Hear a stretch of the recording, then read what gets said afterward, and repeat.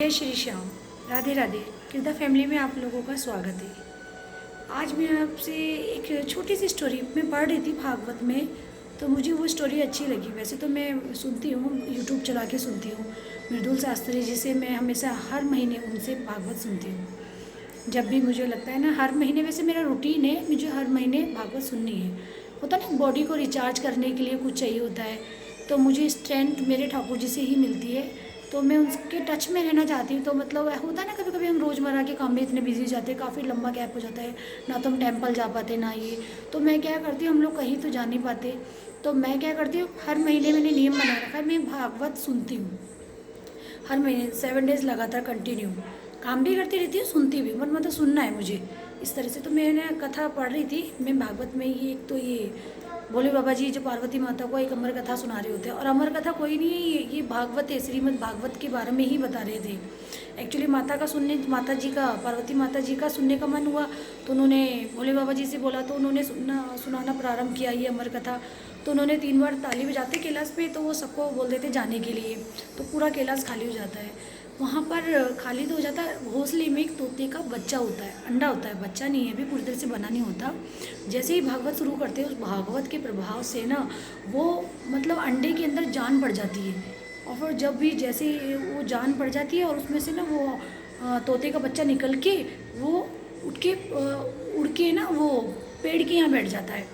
तो पेड़ के यहाँ वो कथा सुन रहा होता है, तो माता जी को पहले बोल देते हैं बोले बाबा जी कि मैं कहानी सुना रहा हूँ आपको, पर आपको हुकारा बनना होगा, मीन्स लाइक दैट, मतलब ऐसे आपको बोलना पड़ेगा। तो वो कहते हैं ठीक है। तो भागवत कथा जैसे वो सुनाते हैं बोले बाबा जी, उनको पूरी विश्राम करते हैं भागवत कथा का। तो फिर वो पूछते हैं, आइज़ क्लोज करके सुना रहे होते हैं, फिर वो जैसे ही ओपन करते हैं, आपने सुना? तो वो कहती नहीं, मेरी थोड़ी आँख लग गई थी। तो कह रहे आपने नहीं सुना? फिर आप नहीं सुन रहे थे तो ये पीछे से आवाज़ कौन दे रहा था? तो देखते आगे पीछे गुफा में कोई भी नहीं है, पूरा खाली। फिर वो बाहर आते हैं, बाहर आते ही देखते क्या देखते हैं, एक पेड़ के ऊपर तोते का बच्चा बैठा होता है, और वो भोले बाबा को देख के खूब नाचने लग जाता है, कूदने लग जाता है। ये स्टोरी मैंने मृदुल शास्त्री जी से भी सुनी थी भागवत में, जैसे डेली जो हर महीने सुनती हूँ, तो उसमें तो पढ़ते पढ़ते मुझे याद आया कि हाँ, इस तरह से गुरुजी ने बताई थी। तो वो कूदने लगता खुशी से कि मैं भोले बाबा को देख लिया, वो ऐसे वो चलने लगता है। तो भोले बाबा उनको क्रोधित होते हुए उनको देखते हैं, और उनको पीछे, उसके पीछे ना त्रिशूल लेके भागते हैं सीधा। वो उड़ते उड़ते आगे भागता है, भागते भागते वो वेद व्यास जी के वहाँ पहुँच जाता है। उनकी वाइफ जो धर्म पत्नी होती है वेद व्यास जी की, तो वो ऊपर छत पे बाल सुखा रही होती है, तो जुमाई जैसे यौनिंग करते हैं ना, तो वो लेके यौनिंग कर रही होती है। तो जैसे ही करते हैं ना, तो वो सुख बोलते हैं तोते को, तोते के बच्चे को ना, वैसे तोते को सुख बोलते हैं। तो वो तोते का बच्चा जब उड़ के एकदम से हवा का रूप ले लेता है, वो उनके माउथ के थ्रू, मुंह से मतलब पेट में चला जाता है। तो फिर इस तरह से, और जो ये तोते का बच्चा होता है वो सुखदेव जी होते हैं। वैसे कई लोगों ने सुनी होगी श्रीमद् भागवत कथा कि ये सुखदेव जी सुना रहे होते हैं, तो व्यास गद्दी पे बैठ के पहली कथा उन्होंने सुनाई थी, तो परीक्षित को सुनाई थी ये वाली कथा उन्होंने। तो फिर ना वो वही बने थे सुखदेव जी। तो भोले बाबा जी आते हैं, तो वेद व्यास जी बैठे होते हैं आगे अपने घर के वहाँ कुटिया में। तो भोले बाबा जी पूछते हैं आपने किसी को आते हुए देखा? उन्होंने कहा नहीं, मैं तो बहुत देर से बैठा हूँ, मैंने तो किसी को भी नहीं आते हुए देखा। तो कहते हैं अच्छा। तो फिर पूछते हैं कि ना, वो बोलने लगते हैं कि मतलब मैंने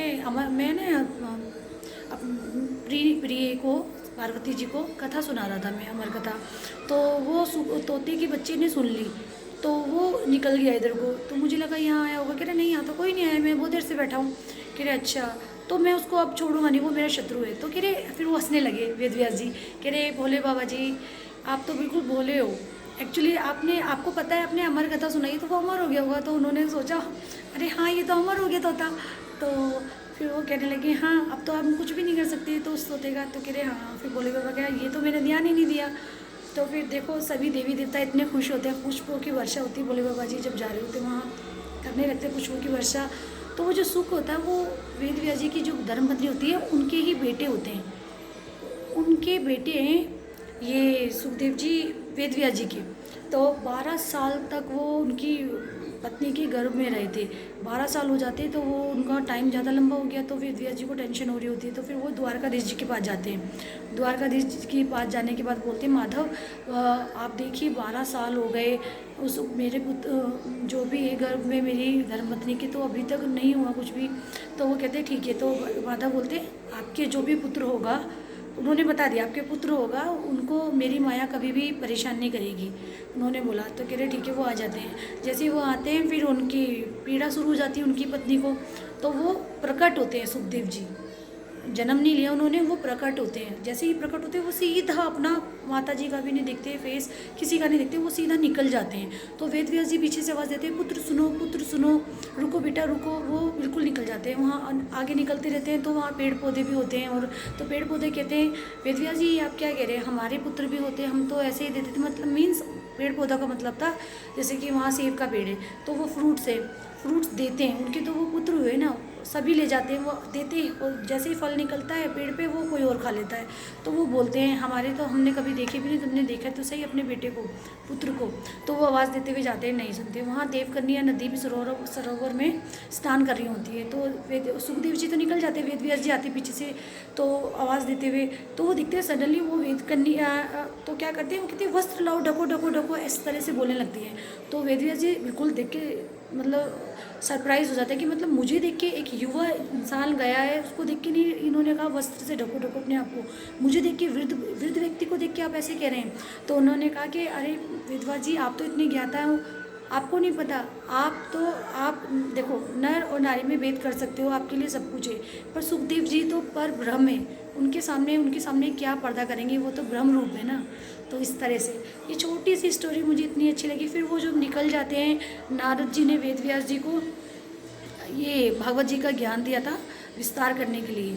तो फिर उन्होंने वेद व्यास जी ने 4 श्लोक की ये श्रीमद् भागवत थी, मैं किसी और वीडियो में आपसे शेयर करूँगी 4 श्लोक की भागवत। तो ये वेद व्यास जी ने 18,000 श्लोकों से इसको पूर्ण किया। फिर एक एक वर्ड हमारे माधव है बिल्कुल।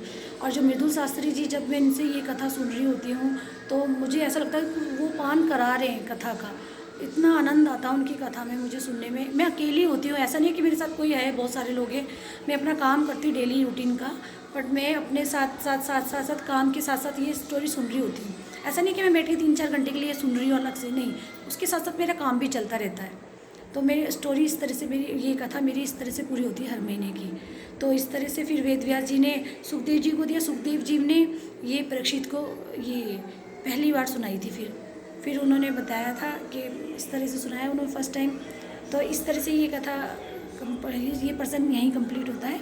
तो मुझे बहुत अच्छा लगा, तो मुझे लगा मैं अपने फ्रेंड्स के साथ शेयर करूँ ये, क्योंकि कई लोगों के पास टाइम नहीं है तो वो नहीं पढ़ पाते, ये नहीं सुन पाते, पर मुझे अच्छी लगती स्टोरी, मैं शेयर करती हूँ अपने फ्रेंड्स के साथ। तो उन्हें लगता है कि नहीं आप ये शेयर करो औरों को भी। तो हर एक के पास जाके नहीं बोल सकते नहीं चीज़ें, तो मैं इस तरह से वीडियो के थ्रू उनको स्टोरी वगैरह जो भी कुछ एक्सपीरियंस होता है मैं उनसे शेयर करती हूँ।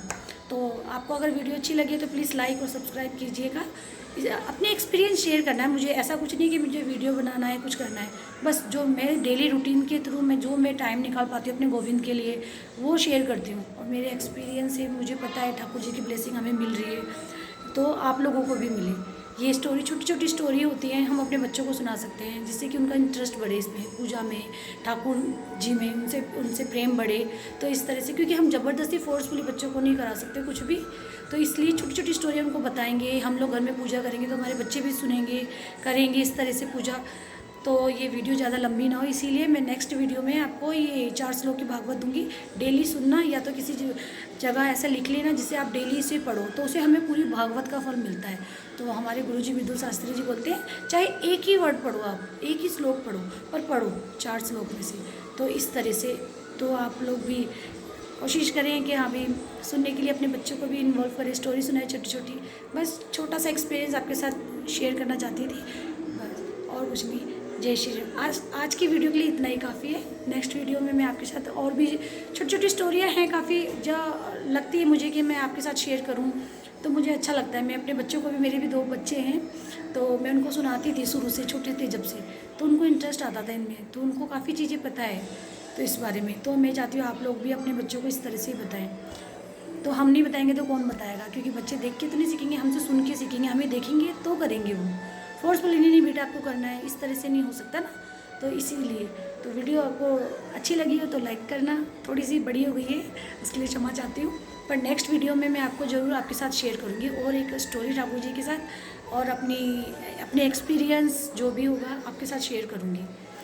धन्यवाद। राधे राधे।